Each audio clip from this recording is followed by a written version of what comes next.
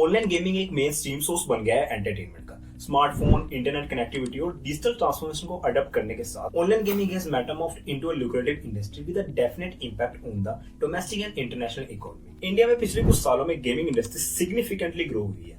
India के पास around 300 plus fantasy sports platform है और 18 करोड़ से ज्यादा यूजर्स हैं, जो इसे दुनिया भर में फास्टेस्ट ग्रोइंग मार्केट बनाते हैं with the user base of nearly triple that of north America. तो सबसे पहले समझते हैं ऑनलाइन गेमिंग या फैंटेसी स्पोर्ट्स होता क्या है। ऑनलाइन गेम्स वो गेम्स होते हैं जो किसी टाइप के कंप्यूटर नेटवर्क या इंटरनेट पर खेले जाते हैं। Online games simple text base से लेकर कॉम्प्लेक्स ग्राफिक्स तक हो सकते हैं, जहाँ काफी सारे लोग मिलकर एक साथ खेल सकते हैं, लेकिन वर्चुअल मोड में। For example cricket, rummy, hockey. वहीं फैंटेसी स्पोर्ट्स एक ऑनलाइन प्रेडिक्शन गेम है, जहां आप ऑनलाइन अपने टीम्स बनाते हो और दूसरी टीम्स के साथ compete करते हो, जिसमें जीतने के बाद आपको कुछ पॉइंट्स या रिवॉर्ड मिलते हैं। Fantasy gaming industry is projected to attain a revenue of rupees 25,240 crore by FY27, up from rupees 6,800 FY22, while the user base is likely to grow from 18 crore to 50 crore by the end of FY27. A joint report from Deloitte and FIF said. और आपको ये जानकर हैरानी होगी कि पूरी दुनिया में अराउंड 3 बिलियन गेमर्स है, जिसमें से 55% मेल है और 45% फीमेल है, जिसमें ज्यादातर गेमर्स 18 से 35 साल की एज ग्रुप के हैं। गेमिंग इंडस्ट्री सिर्फ एंटरटेनमेंट का रिसोर्स नहीं है, बल्कि ये इंडिया की इकोनॉमी में भी एक इम्पोर्टेंट रोल प्ले करती है। जॉब क्रिएशन, रेवेन्यू जनरेशन और जीडीपी की ग्रोथ में इस इंडस्ट्री के कंट्रीब्यूशन को साइडलाइन नहीं किया जा सकता।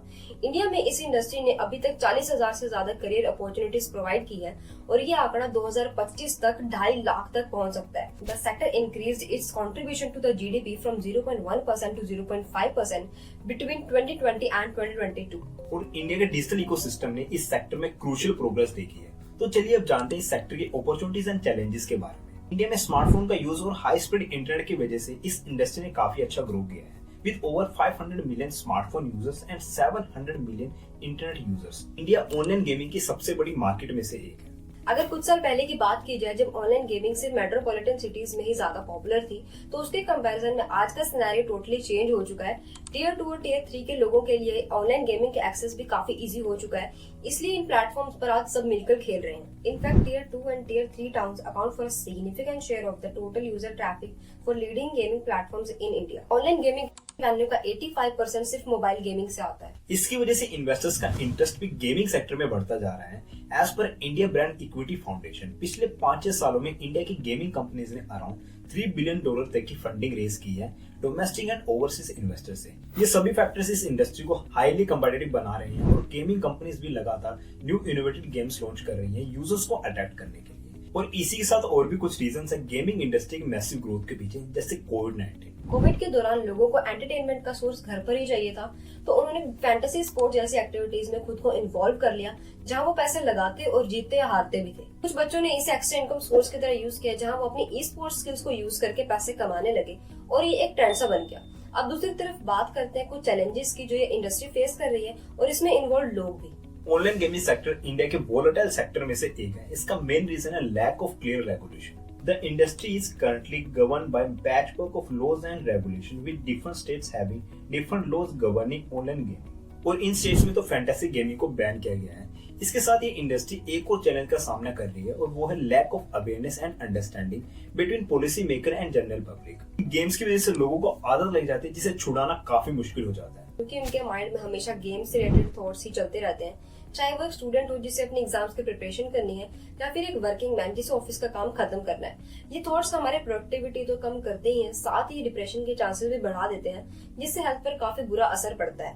इन गेम्स के और भी कई डिसएडवांटेजेस हैं, जैसे loss of money, security risk, poor mental health और वायलेंस एक्सेट्रा। सो जब भी आपके फेवरेट क्रिकेटर या सुपरस्टार एड के थ्रू बोलते हैं टीम बनाओ और प्राइज जीतो, तो यहाँ एक बात ध्यान देना जरूरी है कि वो लोग अपना काम कर रहे हैं, जिसके लिए उन्हें अच्छा खासा पैसा मिल रहा है, लेकिन इससे जो आपको नुकसान होगा, चाहे वो हेल्थ, पैसा या टाइम का हो, उसके रिस्पॉन्सिबल सिर्फ आप होगे। तो गेम खेलिए, लेकिन सिर्फ एंटरटेनमेंट और एक दूसरे के साथ फन टाइम स्पेंड करने के लिए। ऑनलाइन गेमिंग इंडस्ट्री जो करोड़ों का रिवेन्यू जनरेट करती है, उसे रिसेंटली एक बहुत बड़ा झटका लगा है, और साथ ही जो लोग ऑनलाइन गेम्स खेलकर पैसा कमाते हैं, वो भी आजकल थोड़े मायूस हैं।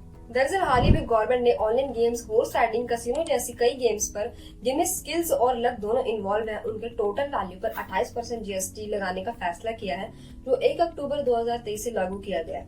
कुछ टाइम पहले गवर्नमेंट ने लोगों द्वारा ऑनलाइन गेम्स खेलने से जीते गए पैसे पर 30% टीडीएस भी लगाया था। The higher tax rate means players will have to pay 28% more for their gaming expenses. This includes things like purchasing items in the games, paying to participate in tournaments and paying for subscription. 28% GST से gaming company को बहुत ज्यादा tax पे करना पड़ेगा। इसका मतलब है गेमर्स के लिए हर एक गेम खेलने का खर्चा 3 गुना बढ़ जाएगा। Ultimately, the amount of tax imposed would exceed the money earned by many gaming companies. Meanwhile, gaming industry के experts का भी कहना है कि GST बढ़ने से सेक्टर पर नेगेटिव इम्पैक्ट पड़ेगा, साथ ही बिजनेस कम होगा और जॉब्स भी जा सकती हैं। गवर्नमेंट के इस फैसले से गेमिंग कंपनीज और लोग भी नाखुश हैं और इसका विरोध कर रहे हैं। वैसे गवर्नमेंट के इस 28% जीएसटी वाले फैसले पर आपके क्या थॉट्स हैं? कमेंट बॉक्स में जरूर शेयर करना। सो गाइस, वीडियो वैल्यूएबल लगी तो लाइक कर दो एंड साथ लोगों को शेयर कर दो। चैनल को सब्सक्राइब जरूर कर लेना और अभी तक आपने हमारी धारावी के लोग खतरे में वीडियो नहीं देखी तो जल्दी से चेकआउट कर लो। हम मिलते हैं अगली धमाकेदार वीडियो के साथ, तब तक के लिए stay connected and keep working hard.